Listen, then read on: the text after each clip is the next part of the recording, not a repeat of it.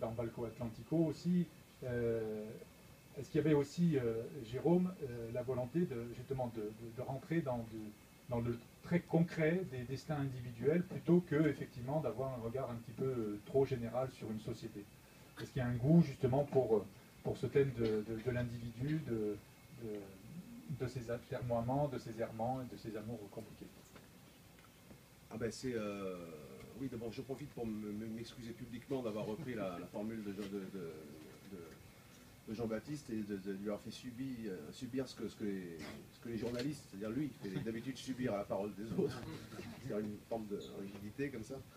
Oui, bien sûr, je pense que la littérature, c'est un art de la singularité, il n'y a que ça qui est intéressant.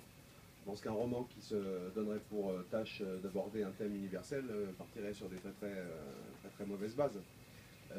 C'est avec des histoires, avec des individualités, et plus le paradoxe, qui n'est pas tellement paradoxal, hein, étant que justement plus on arrive à saisir quelque chose de très singulier, plus on arrive à faire émerger un sens qui excède cette singularité-là. Tandis que si on veut viser immédiatement des propos généraux ou universels, eh ben on produit un texte qui est désincarné et qui est rien d'autre qu'une sorte de thèse programmatique qui n'a pas grand-chose à voir avec la littérature.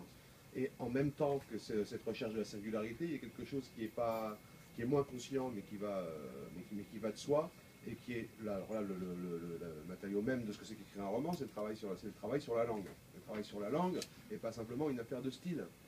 La parole publicitaire ou la parole politique, toutes les paroles politiques, ont une tendance irrépressible à rigidifier les expressions, à produire du cliché, à faire en sorte qu'on ne s'exprime plus que dans une espèce de mécanisme